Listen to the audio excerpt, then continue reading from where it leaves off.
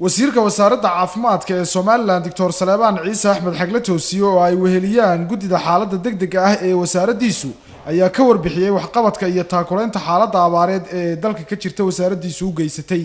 wasiirka caafimaadku waxa uu mahad celiyay madaxweyne Siraayo oo uu sheegay in wasaaraddiisa si baaxad leh uga caawiyay taakulaynta caafimaad ee wasaaraddaasi bixisay. sidoo kale wasiirku waxa uu carabka ku dhuftay hay'adaha gargaarka ee la shaqeeya wasaaraddiisa. Salebaan Xagle Toosiye waxa uu ugu baaqay bulshada iyo xisbiyada qaranka mar kale inaan la siyaasadayn xaaladaha ku gadaaman dadka abaaruhu halakeeyeen isla markaana caawintooda la isu kaashado. waxaan halkan isugu nimid in aanu idin soo gudbino waxqabadkii iyo gurmadkii wasaaradda caafimaadka ee ku wajahnaa xakamaynta xanuunada ay keentay abaaruhu.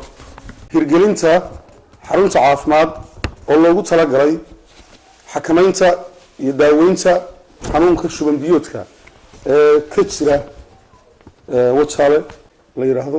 xarumaha caafimaad ee wareegaya ee aanu diray waa kontonka xarumood waxay daboolayaan baahida 477 xarumood goobood.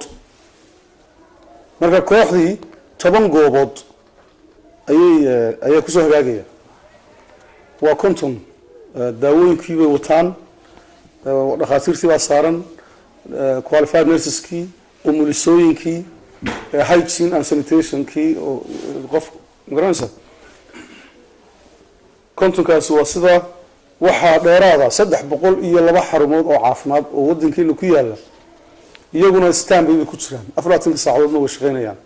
wasaaraddu waxay dirtay dhammaanba agaasimo waaxidyadii marka laga reebo hal agaasimo waaxid oo halkan fadhiya waxa loo kala oo iyana qof u matalayo. waxaan u kala dirnay 6 gobolba. wada socoteen habeenadan oo dhan waa daawanaysa baan u maleynayaa. daawooyin bay qaadeen, gurmad bay ku tageen. waxa la yiraahdo wixii ay xaalada arkaanna teamkan oo ah teamkii aanu magacawnay hawlaha xanuunada abaaruhu keenaan inay wax ka qabtaan. shaqo waxaan soo qabtay dibadna wixii ay soo sheegaan taagan waxaan ka qabanaa degdeg wax looga qabtaa. geesta kalena wasiirka caafimaadka ee Soomaaliland Dr. Xagle Toosiye waxa uu dawooyinka la wareegay hay'adda BSI oo isugu jira dawooyinka shubanka, sifaynta biyaha iyo kuwa fuuq celinta, kuwaas oo si degdeg ah loogu gudbin doono sida uu wasiirku sheegay goobaha ay ka jiraan xaaladaha adag.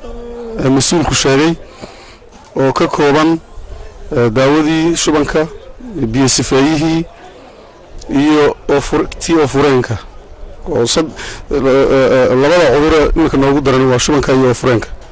waxaan filayaa inay qayb weyn ka qaadan doonto. degdeg baan u kala diraynaa 6 gobolada dalka oo dhan ayaa gaari doonaa oo shaqo weyn oo gurmadii ka socoto dhinaca caafimaadka si aan u xakamayno xanuunada anagoo ilaahay tala saaranayna. marka aad iyo aad baan ugu mahad celinayaa hay'adda PSI. waxaan kaloo hay'adda PSI uga sii mahad celinayaa iyaga ballan qaaday inay bixinayaan kharashka lagu qaybinayo dawladan, iyaga geynaya meelaha niraahna geeya oo iyaga bixinaya transportation.